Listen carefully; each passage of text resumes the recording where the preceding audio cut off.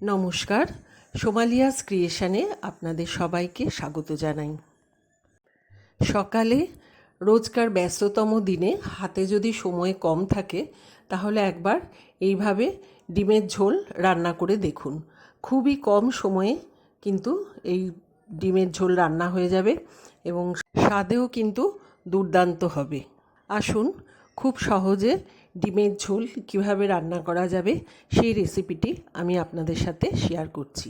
এর জন্য আমি ডিম আর আলু একটা কড়াইতে সিদ্ধ করে নিয়েছি। আপনারা ডিমের পরিমাণ আলুর পরিমাণ যে যেরকম খাবেন সেই হিসেবে দেবেন। আর নিয়েছি একটা বড় টমেটো, একটা বড় পেঁয়াজ, অল্প পেঁয়াজ কুচি, 10-12 কোয়া রসুন, অল্প একটু আদা আর নিয়েছি ধনেপাতা। এখান থেকে আমি একটা বড় পেঁয়াজ, টমেটো, ধনেপাতা আর কিছুটা রসুন কোয়া নেব আর আদাটা নেব, নিয়ে আমি মিক্সিং জারে দিয়ে আমি পেস্ট করে নেব। আর কিছুটা এই যে পেঁয়াজ কুচিটা যে রেখেছি এটা, আর কিছুটা রসুন আমি রেখে দেবো, এটা আমার পরে লাগবে। এভাবে যদি টমেটো, পেঁয়াজ, ধনেপাতা, রসুন একসাথে যদি পেস্ট করে নেওয়া যায় তাহলে কিন্তু এর ফ্লেভারটা কিন্তু ভীষণই ভালো হবে। আপনারা একবার করে দেখবেন, আর খুব তাড়াতাড়িও হয়ে যায় রান্নাটা, কোনো ঝামেলা সেরম কিন্তু থাকে না। এতে কোনো জল দেব না।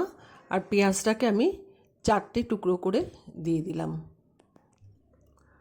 ধনেপাতা দিয়ে দিচ্ছি।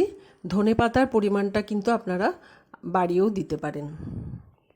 এখন এর মধ্যে আমি অল্প নুন দিয়ে দিলাম। দেখুন আমার পেস্ট করা হয়ে গেছে, কিন্তু একটা ভুল করেছি, আমি লঙ্কাটা কিন্তু আমি দেইনি। লঙ্কাটা দিতে ভুলে গেছিলাম, সেজন্য লঙ্কাটা আবার দিয়ে আমি আবার পেস্ট করে নিচ্ছি একসাথে।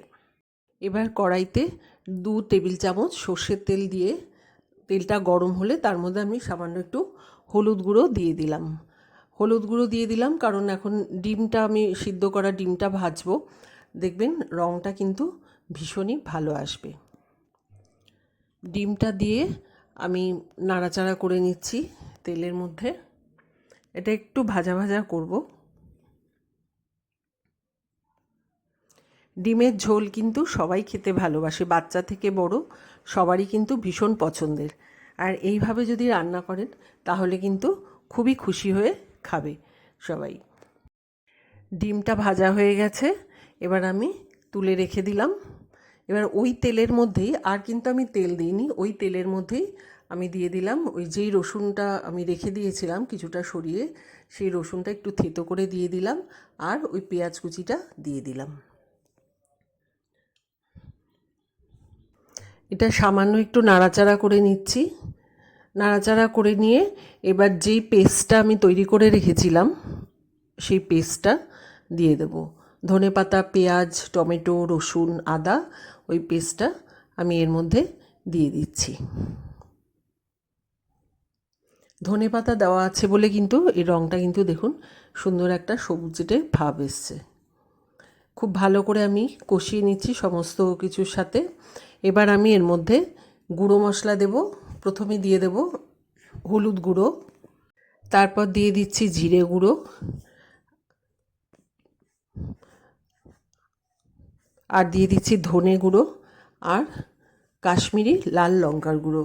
কাশ্মীরি লাল লঙ্কার গুঁড়োটা আমার একটু কম হয়ে গেছে, আপনারা একটু বেশিই দিতে পারেন, তাহলে রঙটা কিন্তু খুব ভালো আসবে। আর ঝাল যদি পছন্দ করেন তাহলে এর মধ্যে লাল লঙ্কা গুঁড়ো দিতে পারেন। খুব ভালোভাবে সমস্ত মশলা একসাথে কষিয়ে নিচ্ছি। এখন আমি একটু টমেটো সস দিয়ে দিলাম। টমেটো সসটা দিয়ে যে আলুগুলো সিদ্ধ করে রেখেছিলাম খোসা ছাড়িয়ে, সেই আলুটা এর সাথে একসাথে মশলার সাথে মিশিয়ে নিচ্ছি। আমার ভালোভাবে মেশানো হয়ে গেছে। এখন আমি এতে পরিমাণ মতো জল দিয়ে দেব। আলু আর ডিমটা তো সিদ্ধ করাই আছে, কিন্তু এগুলো মশলার সাথে একসাথে একটু ভালো করে ফুটিয়ে নেব। আপনারা যদি মাখা মাখা খেতে চান, ডিম কষা বা মাখা মাখা করে খেতে চাইলে ঝোলটা টানিয়ে নেবেন, জলটাকে টানিয়ে নেবেন।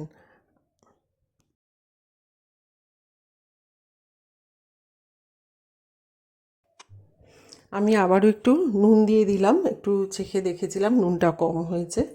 আর একটু দিয়ে দেব সামান্য পরিমাণে চিনি। আমার এই রেসিপিটি অবশ্যই বাড়িতে আপনারা একবার করে দেখবেন। যদি ভালো লাগে তাহলে বন্ধুবান্ধব আত্মীয় স্বজনদের সাথে শেয়ার করতে ভুলবেন না। আমি কিন্তু এরকম ঝোল থাকা অবস্থাতেই নামাবো, আর বেশি কষাবো না। গরম গরম ভাতের সাথে এই ঝোল দিয়ে খেতে কিন্তু দারুণ লাগবে। ওপরে ছড়িয়ে দিলাম একটু গরম মশলার গুঁড়ো। সমস্ত কিছু মিশিয়ে নিচ্ছি একসাথে। দেখুন আমার টেস্টি ডিমের ঝোল কিন্তু তৈরি হয়ে গেছে। এবার সার্ভ করার পালা। ওপর থেকে ছড়িয়ে দিলাম কিছুটা ধনেপাতা কুচি। গরম গরম ভাতের সাথে এই ডিম আলুর ঝোল কিন্তু অসাধারণ লাগবে। আপনারা বাড়িতে অবশ্যই আমি যেভাবে করেছি সেইভাবে একবার ট্রাই করবেন। আর ভালো লাগলে আমার চ্যানেল সোমালিয়াস ক্রিয়েশনকে সাবস্ক্রাইব করার জন্য অনুরোধ রইল। সবাই ভালো থাকবেন, সুস্থ থাকবেন। নমস্কার।